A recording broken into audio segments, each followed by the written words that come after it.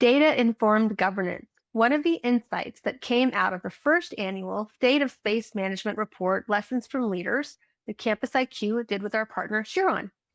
It was released this year, and one of the insights that came out was, how do institutions actually govern their campus space, and is having a governance structure good enough? So that's what we're digging in today. I want to welcome back Alyson Goff, our Senior Director of Insights and Strategy here at CampusIQ.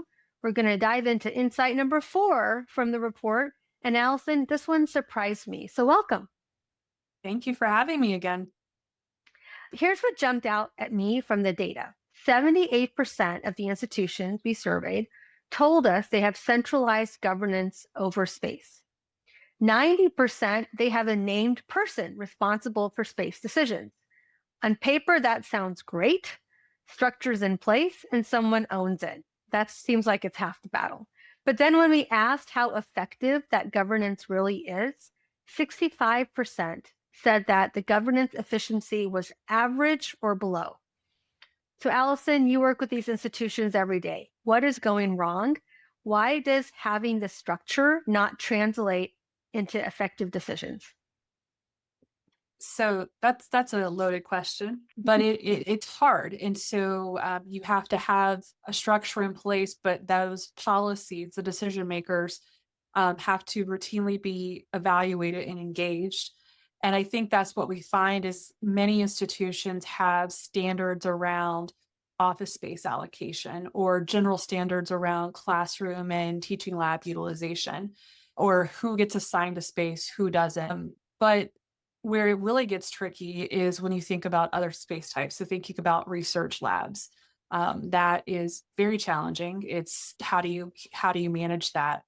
But simply put, it's having people, leaders who are willing to own decisions, make some folks unhappy, and that's hard, especially when you're competing with all of the other aspects that are required to run an institution. I want to read a quote that came from the study from one of the respondents. I think it captures some of this. It says, the current structure includes too many members, often turns meetings into information sharing and listening sessions, rather than serving as a true governance body where strategic direction, planning, and effective space management can occur. So that's a pretty candid statement. Mhm. Alyson, is that what you see when you work with institutions that do have a governance body already in place? And then what does it actually look like when the governance committee is actually working well? Yeah. So I think there's this misconception that if I have a campus master plan, then I can make strategic space decisions. And that is not true. And so I think that there's that misalignment, and many institutions don't have, they're often called guiding principles of when we get, it's very transactional in many institutions. There's a space request and we do some type of assessment, some type of rubric is applied, and then we're allocating or saying yes or no. And I think when I saw that quote, that really was what reflected in my mind is the reason you have so many members is because everybody has to be represented. You have to have representation on Right. this governance structure. And so some models that I have found that work well, so George Mason University comes to mind, is they have an executive level, decision-making body that is comprised of, I think it's like 3 to 5 of their executive vice presidents. I mean, we're talking like provost level who are, making some critical decisions, but then they have an advisory committee and they have been delegated certain authorities. So if the decision involves less than, I think it's, a certain amount of square footage of space, then they're authorized to make that decision. Mhm. But then they're supported through different subcommittees, which are comprised of subject matter expertise. So research is the easiest example. Having been on their side of it as director of space management, I absolutely did not want to dictate research space use policy by myself Yeah. because the folks that are in the academic colleges and schools know those disciplines so much better than I do. So when you see that subcommittee structure, it really, one, you're building grassroots champions, but you're getting, the peers of people who are going to be impacted by any policy design. They're getting it directly from them. So that it's still a lot of people, but they're organized in a meaningful and impactful way rather than putting everyone in the same room and then just reading off a list of action items because that, it's a meeting that could have been an email. If you could design a high functioning data governance group, give me some must haves as part of that takeaway. Right. So you mentioned data governance groups, and I think that's also some of the insight that we gathered is, we've for so long made decisions based on anecdotal information or just our gut. But now we have so many different, data inputs of we can understand where people have been assigned. We understand where courses, and then obviously with technology like we have at Campus IQ, we can understand when people are actually present in space.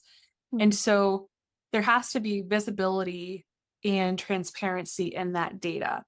People need to, as appropriate, need to be able to go look at the data that's being associated with their unit. And so that again is you're building champions and so that they can say, okay, yes, this data is up to date. And then knowing that that's what decisions are based on. And then when those data points are used to inform decision making, there's confidence and trust that it is as fair as possible. You're never going to make everyone happy. There's not enough resources to do that. But if everyone understands the rules of the road, I've found that there's more success in those governance structures. Excellent. I really appreciate that you brought the data connection back to it. In the report, we do talk about the fact that 95% of the institutions still rely on the registrar data or the course schedules, and 39% are now moving towards having that real-time occupancy data that kind of changes the conversation. So in your mind, having access to that space occupancy data, it is kind of a game changer for these conversations. Does it affect the speed of the decisions or the quality or both? I I think I would lean more toward quality, where I think it escalates or the decision making process is that we can just bring together multiple years or multiple semesters of data and quickly get to the trends, the patterns. But there's again confidence because we all understand the starting point. And so yeah, so I think so maybe as I answer the question, maybe it's both, but it's changing, it's rooting that gut feel of these spaces aren't well used with actual data, or it's proving what you're hearing from end users that like, no, I'm telling you, this space is heavily used on the weekend, but you're not here to see it. So Mhm. don't penalize me for what you can't see.